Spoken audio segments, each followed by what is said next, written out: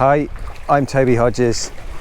This is the Seacat 48 and we are sailing it for European Yacht of the Year trials off Port Ginesta in Barcelona.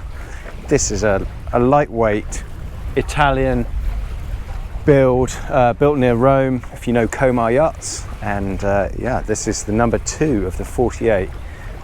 Lightweight, fast. It's the multi-hull here that's just kept moving all the time, really. So we'll go through a few of those reasons why now.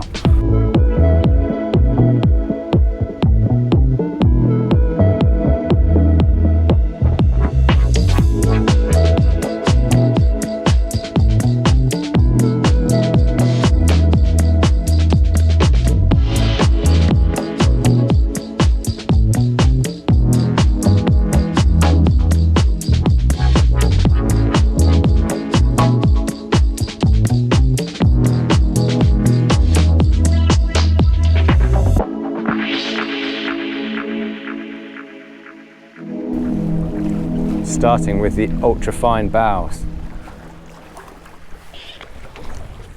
So you've got long modern hull shapes. You've got a thin reverse bows, super fine entry through the water, and you can see here we've got, I don't know, 6 knots true wind, maybe not even that. And she's, yeah, slicing through the water very, very nicely. So yeah, combination of long water lines and light build. So catamarans don't go upwind, right? Well, that's the Italia 1298 that's just peeled away to set their Jenica. That's the Grand Soleil 40 Performance, and that's the Solaris 50. And we've been holding for the last 10-15 minutes the same angle as these boats, all good upwind boats. And pretty much exactly the same speed. The Solaris 50 a little bit quicker, but yeah, we're almost matching true wind speed and at around 60-65 degrees true. Yeah, and we've been sailing like this for a good half an hour already, actually, on the other tacks as well.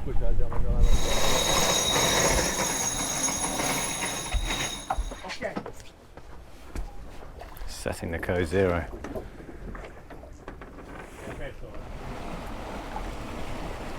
So a 6 knot speed in 7.5 knots true with a reaching sail up. Not bad at all. So the reason this Seacat 48 is able to do that is it's built light as standard. So the first boat was actually heavier because the owner put on all sorts of options. That boat we did a tour of at Grand Mott Boat Show, so we'll try and link to that so you can see a full tour of that. But it had an interior helm station, whereas this doesn't, and it had a big central winch aft and all sorts of options inside the boat.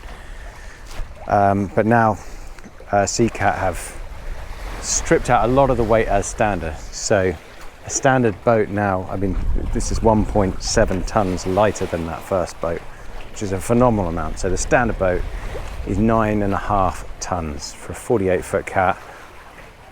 That's light.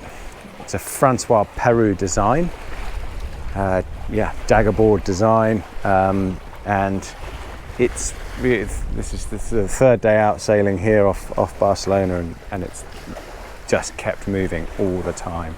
Long hull shapes, thin waterline, low wetted surface area, and yeah, lightweight. So as standard, all of this coach roof is built in carbon. All of the bulkheads are in carbon, all of that bowsprit is in carbon, even the davits and the rig are in carbon. So they've just kept all of the weight out they can, and certainly all of the weight high up is kept out of the boat. Aft helm positions, so you get a direct feel, steering experience, and you can also see from this angle, look how all the transoms have been extended so that the waterline length is maximised with those longer transoms. Yes, this one does have aluminium davits just on this boat, but as standard they'll be carbon. This also has halyard winch forward at the mast here, whereas standard boat would have it on the central on the aft beam, so you can do all of your line handling from the cockpit area. You see here how the Genoa cars are up on the coach roof for a nice tight sheeting angle, and they're led here through turning blocks down there to the primary winches aft each side, and then you've got controls for the main sheet traveller from here. So good outboard seated position, sort of sporty feel to the steering positions, and then you have a direct Jeffer chain down here onto the quadrants, which are just here. And they're actually linked, the two quadrants are linked via a hydraulic piston system. So basically using oil instead of a bar connecting them. You can also see plenty of sail area up there as well. I mean, this one has a sort of more of a traditional rope shape to it, whereas standard boat would have a square top mainsail on it. So lift up this aft hatch. Oh no, there's no engine in there, because the engines are forward of that bulkhead. They're under the aft berth. Again, keep weight central, keep it out of the ends of the boat. So all you got there is that steering system there and a nice empty locker. Probably see there as well if I can hold this locker lid open. The carbon longitudinal stiffeners running, which run all the way along the length of the boat. See the hull slipping along. But another interesting thing to point out from here is that you might see just the line on the inside of that hull there. You can add an extra accommodation space basically in the aft cabin. Obviously weight, and it's something none of their owners have chosen yet, because they're going for these sort of boats for the extra performance they give. Pretty impressive figures, basically just shy of the true wind speed. So true wind speed there at 9 knots a moment, we're making 7.5, clocked 8.5, 90 degrees the true, 60 degrees to the apparent wind. That's pretty good figures for 50-foot cruising cat. You obviously have this blind spot there, so that's the payoff of having aft helms right in the quarters here. So I lose viz from here to here, so you do have to keep moving and checking. But exercise is good for you, right? So I showed you the tour of the first boat from Grand Mott, and that had a pilot station in here as well. So obviously this one, get rid of that, get rid of the extra weight of a wheel in here. This is the standard setup, standard boat, 3-cabin boat. This has a good desk forward facing nav station there. You see the ventilation in the forward ports, and otherwise quite a simple setup really. Compact saloon, because you have the outdoor cockpit area as well, refrigeration space on the port side, and then a nice little U-shaped galley in here as well. Plenty of headroom and light, good ventilation in here. Then we have the guest side on the port side, so we'll just go down here first of all, and you'll be able to see straight away what the payoff is in performance. It's volume. So you just don't get anything like the amount of volume you would on, today's modern production cruising cats. You can see it's narrow through there. You also lose that space where the daggerboard casing is as well. But you still get a good size aft double cabin, athwartships. But once again, this is the payoff. Under here, instead of stowage, there's your engine room. So that's brought all that weight forward on both sides, which does make a difference. You can feel the difference, as we have done sailing.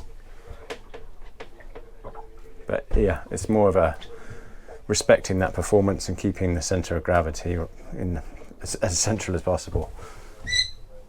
Less pitching, more speed. So still good stowage areas, banks, there's wardrobes and drawers throughout, obviously.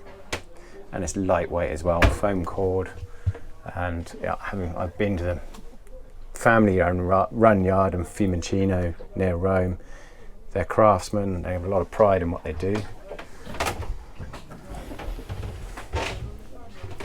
Shed heads area here, and a shower for these two cabins. Again, so much less space really,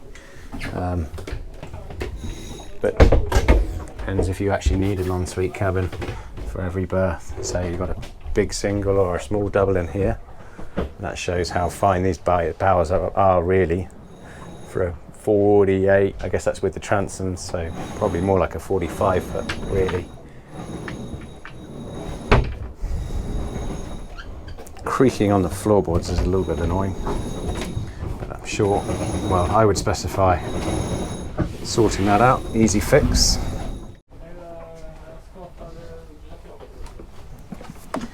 And then you've got owner's hull on this side, which is, you know, going to be typical for this sort of cat to have. That's got the blind shut on there. To have, you know, an owner's hull really, rather than trying to squeeze a fourth cabin in here.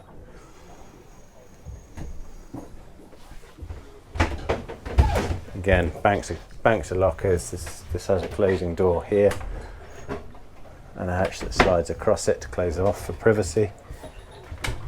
Plenty of stowage there, and then just into a heads and separate shower area forward. I think this has the option for a washing machine up in there as well. At the moment, just stowage on this one.